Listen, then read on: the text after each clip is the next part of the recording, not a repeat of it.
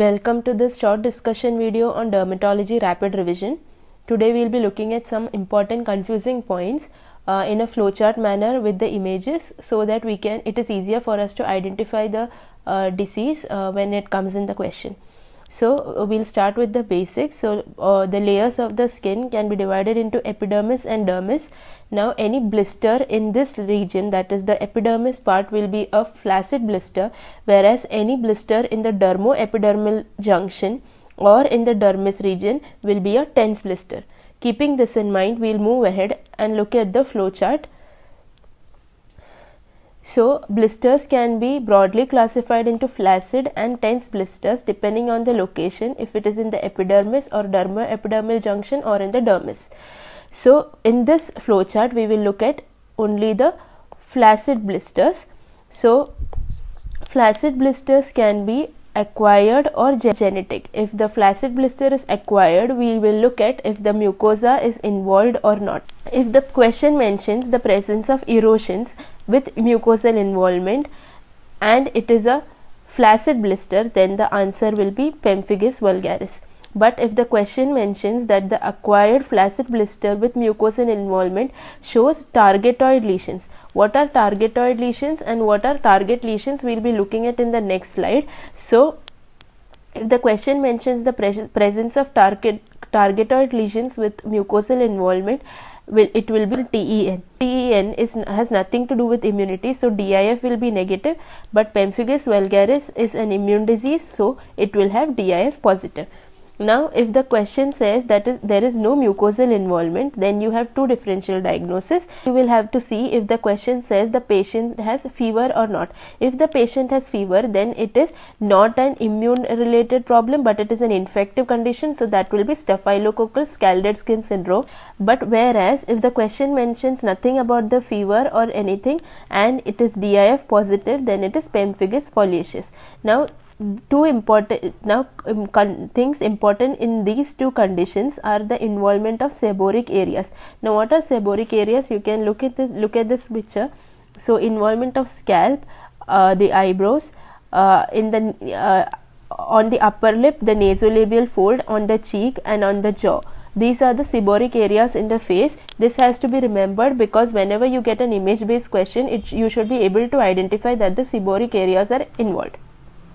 Then moving ahead to the genetic flaccid blisters. So only one important point has to be noted in this. If it is trauma associated, the typically question will say the lesion in a child is in places where you handle the child, where you lift the child. So where you handle the child is indicates that it is associated with trauma. So trauma associated lesion in a child which is genetic, flaccid blister will be epidermolysis bullosa simplex. This has to be remembered that simplex is the one which is causing a flaccid blister, because other epidermolysis bullosa causes tense blisters. And if the question does not mention anything about the trauma, but if it mentions that the flexures are involved, then it is Hailey-Hailey disease.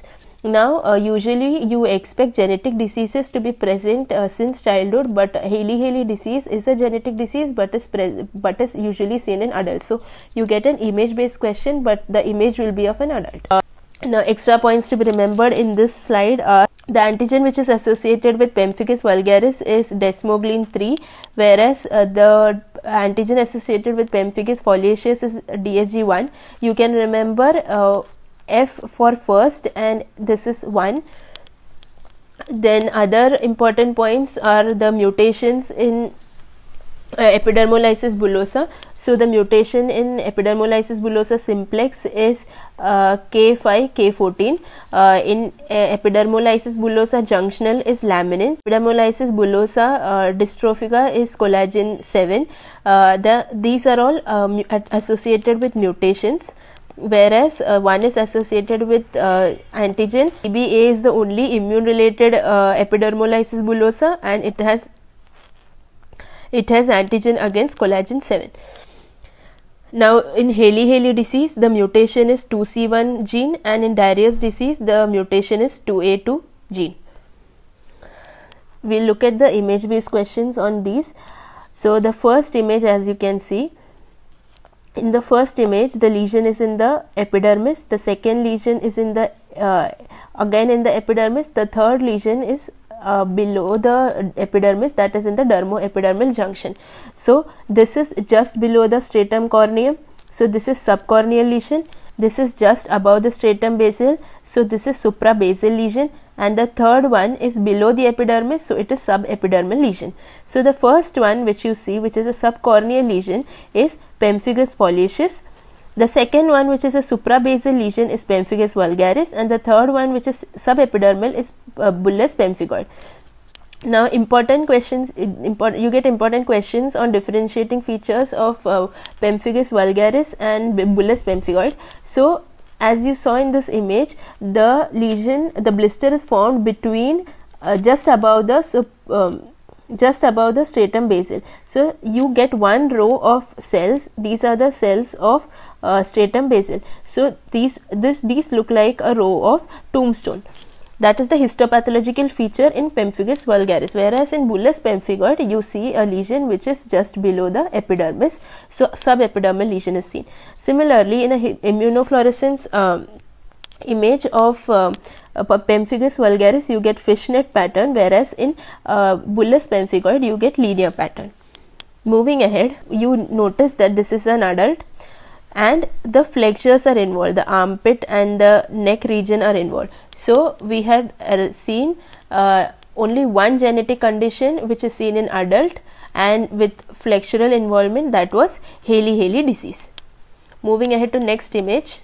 This is the image of Stevens-Johnson syndrome and TEN and SJS-TEN overlap. So less than 10% body surface area involvement will be SJS, 10 to 30 will be SJS-TEN, and more than 30% will be TEN. Now in this image you can see, you see two types of lesions. In this lesion you see three zones. One is the inner dark red, then you see the outer light red, and the outermost is darker again. So the lesion has three zones, whereas in this lesions you see only two zones, the central pale area and the surrounding dark area. So you have two types of lesions, one with three zones and the other with two zones. So the three zones lesion is called as target lesion, whereas the one with two zones is called as targetoid lesions. So targetoid lesion, as we saw earlier, is seen in TEN, whereas target lesion is seen in erythema marginatum. Moving ahead, in these two images you can see this left one is an image of a child and the right one is an image of an adult. That is the first point. Second point is that the area of involvement is common around the eyes, then on the upper lip, on the nasolabial fold, and on the jaw part. Similarly, in this image also you can see similar involvement, and the lesions are in the form of scales or crust.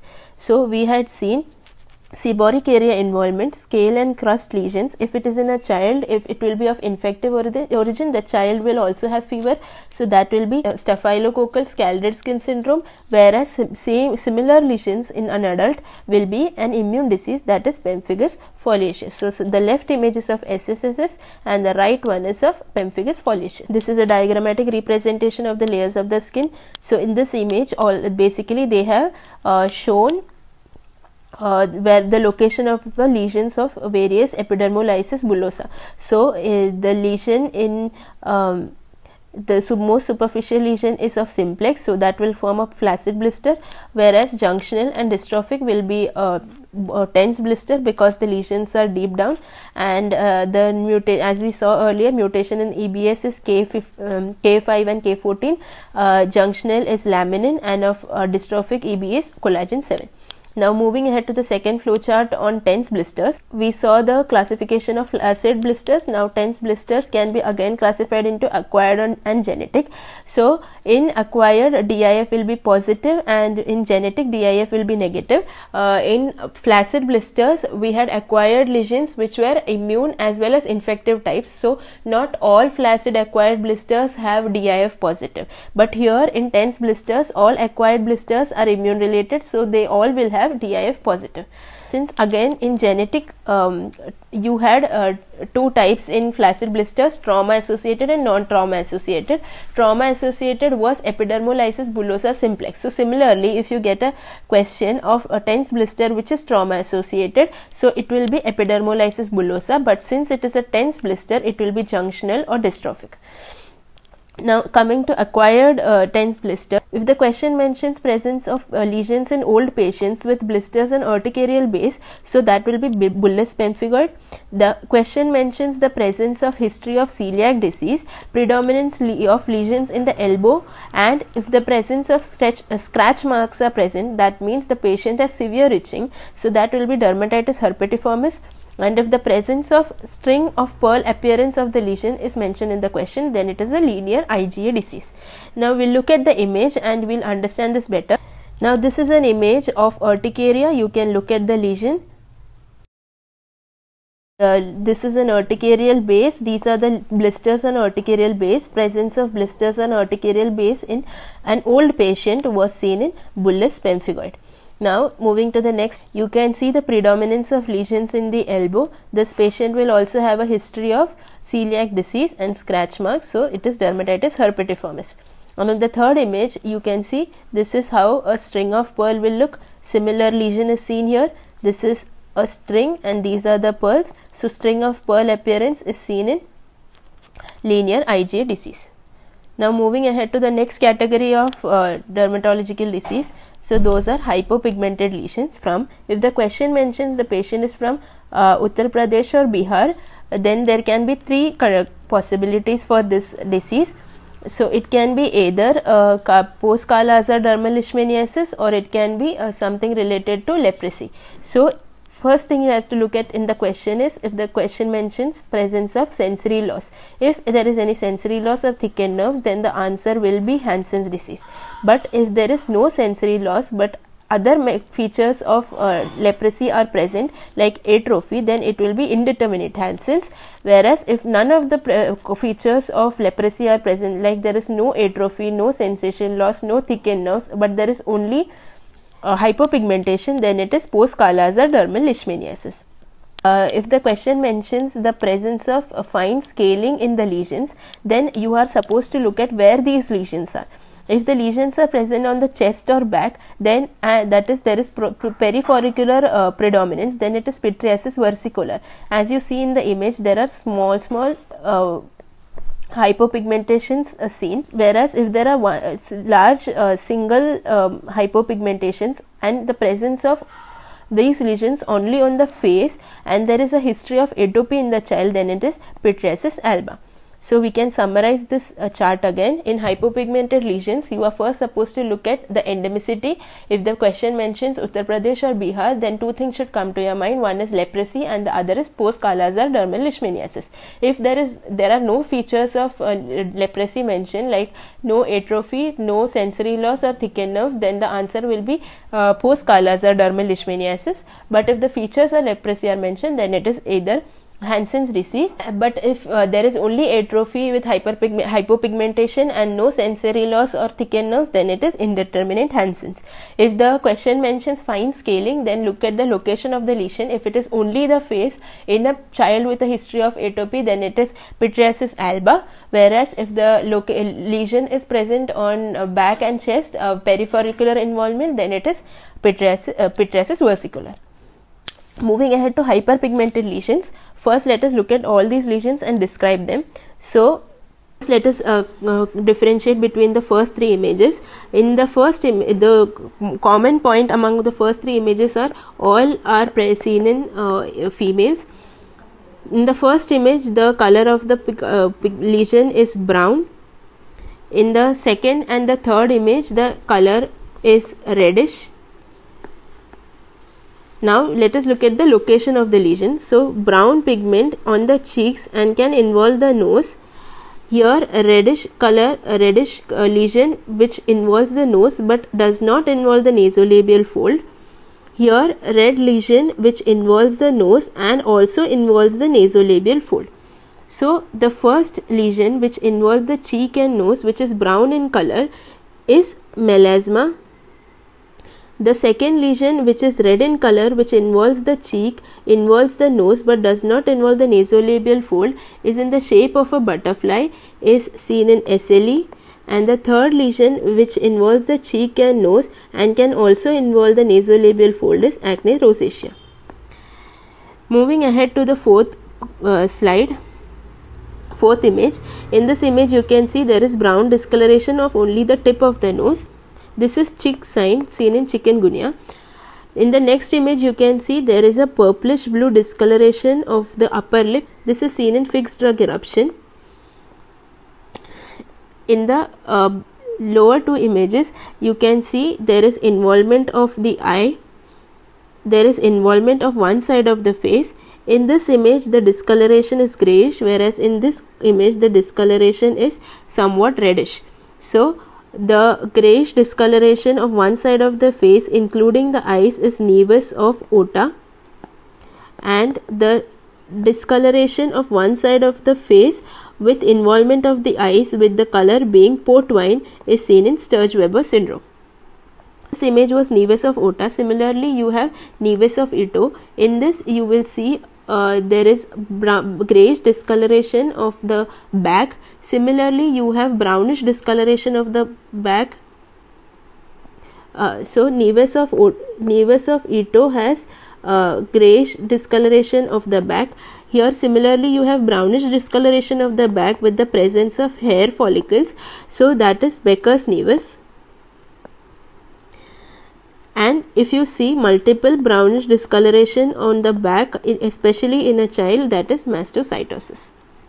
So we will revise all these images. So brown discoloration on cheek and nose in female is melasma. Reddish color lesion on cheek and nose sparing the nasolabial fold in a female is SLE.